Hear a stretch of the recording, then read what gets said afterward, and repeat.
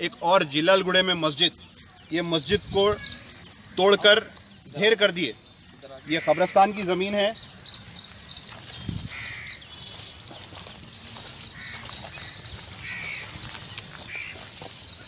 (1525 kilometre दूर पे बाबरी मस्जिद है, जिसके ऊपर हम सियासत करते हैं हमारे लोग।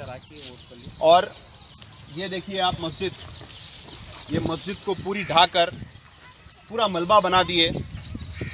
ये मस्जिद है, ये कुतुब शाही दौर की मस्जिद है, जिलालगुड़े में है ये मस्जिद। और ये ज़मीन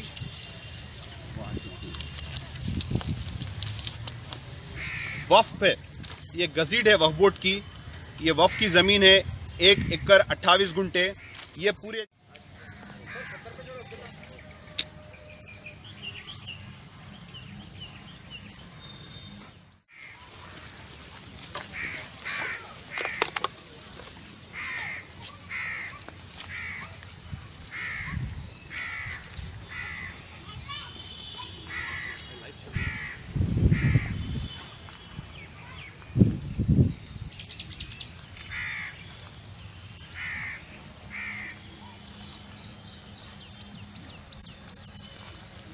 अस्सलामु अलैकुम वरहमतुल्लाहि वबरकातुहू। आज मैं तमाम तेलंगाना के लोगों को ये बताना चाहूँगा कि तेलंगाना में ये 5वीं मस्जिद शहीद हुई है और 6वीं टारगेट है। ये पहली खम्मम डिस्ट्रिक्ट में हुई, फिर अंबरपेट में एक खाना मस्जिद और आशुर खाना, उसके बाद नारायणपेट में आशुर खाना, सेक्रेटरीट में 2 मसाजिद, मस्जिद हाशमी और मस्जिद सेक्रेटरीट, और उसके बाद दुर्गम चेरू के पास कुतुब शाही मस्जिद, जिसकी बाउंड्री पूरी तोड़ दी है। वहाँ पे जेसीबी चला रहे थे। अल्हम्दुलिल्लाह अल्लाह सुब्हानो तआला हमको वहाँ पे भिजाया और वो काम रुकाए। वहाँ पे भी बाउंड्री अभी तक नहीं हुई। और उसके बाद आज एक और जिलालगुड़े में मस्जिद, ये मस्जिद को तोड़कर ढेर कर दिए। ये कब्रिस्तान की ज़मीन है।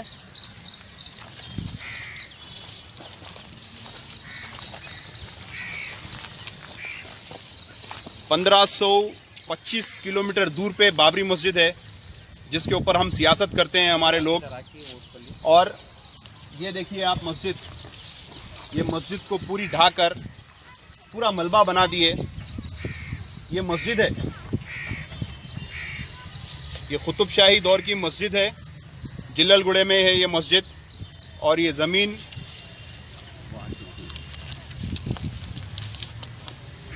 वक्फ है, ये गज़ीड है वक्फ बोर्ड की। ये वक्फ की ज़मीन है, 1 एकड़ 28 गुंठे। ये पूरे जहाँ पे है, ये पीछे का हिस्सा कब्रिस्तान है। यहाँ पे खबरों पे मट्टियों से मट्टी डालकर, डंप डालकर यहाँ पे खबरों को गायब कर दिए।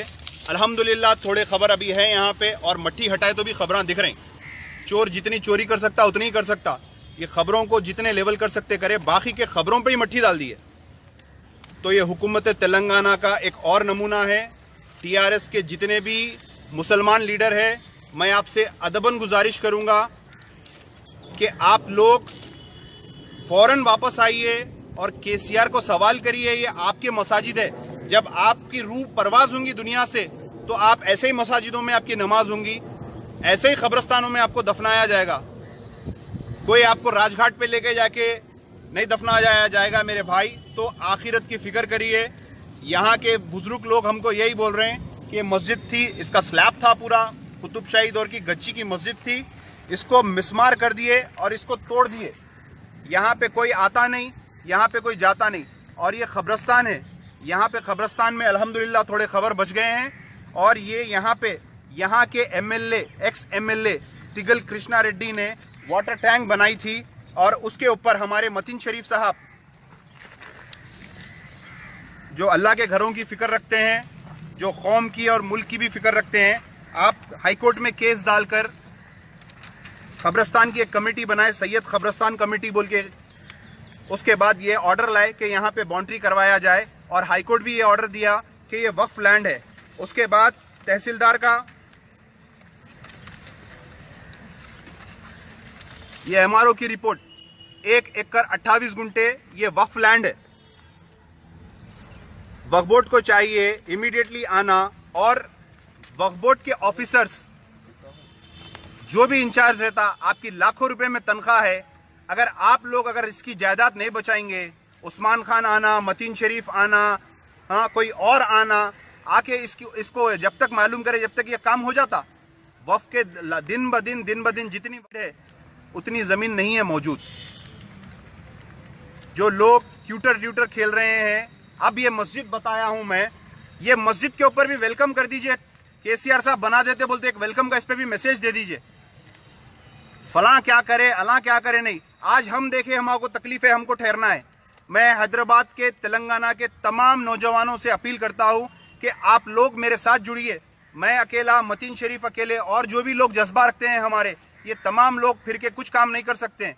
कितना बोल के करेंगे? तेलंगाना में लाखों एकड़ वक्फ ज़मीन है, हम हर जगह नहीं पहुंच सकते। जहां पे भी वक्फ बोर्ड की ज़मीन है वहां पे इंक्रोचमेंट चल रहा है, वहां पे कोई गवर्नमेंट के इदारे बन रहे हैं। हैदराबाद मेट्रो वाटर बोर्ड बना हुआ है, यहाँ पे मस्जिद की ज़मीन पे बना हुआ है। क्या इसका कंपोजिशन मिला?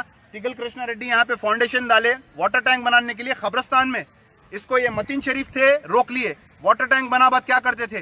कितनों के मोताओं के नीचे वाटर टैंक बन रहा। मेरी आप लोगों से अदबन गुजारिश है कि आप लोग इस पे एक्शन लीजिए। मैं सलीम साहब से भी बात करूंगा, सलीम साहब वक्फ बोर्ड के एक चेयरमैन हैं, उनके इल्म में डालूंगा। अगर उसके बाद अगर उन्होंने काम नहीं करेंगे तो बराबर उनके बारे में भी बोलूंगा। आप लोगों से गुजारिश करता हूं, मैं यहाँ के इंस्पेक्टर को भी कॉल करा, यहाँ के इंस्पेक्टर ठीक है साहब आता हूँ मैं, देखता हूँ मैं, बोले अरे भाई एक मस्जिद शहीद हो गई। मस्जिद आज हम देख लिए, यहाँ के लोग बहुत डरते डरते बोल रहे हैं हाँ साहब यहाँ पे मस्जिद थी। ये वक्फ बोर्ड की गज़ीट है, ये ज्यादा दूर नहीं, ये वक्फ बोर्ड की गज़ीट है। इसीलिए तेलंगाना के ये अवाम तिगल कृष्णा रेड्डी को कामयाब नहीं करी।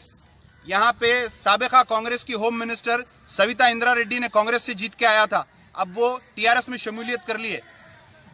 बहरहाल तिगल कृष्णा रेड्डी साहब, आपको इस मस्जिद की बदवा लगी और आप हिस्ट्री में से निकल गए, आप इख्तिदार में भी नहीं आएंगे। और आपको इस मस्जिद के बारे में, आप जो भी इसको डेमोलिश करें और ये यहाँ पे डंप डाले, उन पे केसेस वक्फ बोर्ड बुक कराना चाहिए। मैं अपील करता हूँ सैयद मोहम्मद सलीम साहब से, आप इमीडिएटली कल यहाँ पे आना। आपको रिसेंटली चीफ एग्जीक्यूटिव ऑफिसर को भी वक्फ बोर्ड को 2018 में भी इंटीमेशन देके वक्फ बोर्ड को इसका एप्लीकेशन भी दिया मतीन शरीफ साहब। ये देखिए वक्फ बोर्ड का एंडोर्समेंट कलेक्टर को दिए, एमआरओ को दिए, इलेक्ट्रिकल डिपार्टमेंट को दिए, सबको दिए। हमारे एप्लीकेशन से कुछ नहीं होता, हम इख्तिदार में हैं ना, हम कोई ओहदे पे है, सिर्फ बाहैसियत मुसलमान हम वक्फ के जायदादों को बचाने के लिए निकले। आपका साथ बहुत ज़रूरी है। नौजवानों को मैं बोल रहा हूँ, फेसबुक, ट्विटर, व्हाट्सएप ये चीज़ों से परहेज करते हुए फील्ड पे निकलिए। जब तक आप ग्राउंड पे नहीं निकलेंगे, जब तक आप जमा नहीं होंगे, कोई चीज़ नहीं रहेंगी। आज आप बोलिए, एक तेलंगाना स्टेट में मस्जिद का ये हाल है, और मस्जिद शहीद होके काफ़ी टाइम से है, यहाँ पे मलबा पड़ा हुआ और मलबे को भी गायब कर दिया जा रहा है, जेसीपी के थ्रू उठाया जा रहा है। एक एक दीवार, अभी आप यहाँ पे आप बताओ ये वीडियो, एक एक दीवार कम से कम 40-40, 30-30 इंच की है दीवार, तो 4-4 फीट की दीवार हैं। और ये भी 3 खाना मस्जिद है, इस पे भी इमीडिएटली वक्फ बोर्ड को आना चाहिए और काम करना चाहिए। शुक्रिया, अस्सलाम वालेकुम। आप कब्रिस्तान बताइए, आप ये मस्जिद बताइए।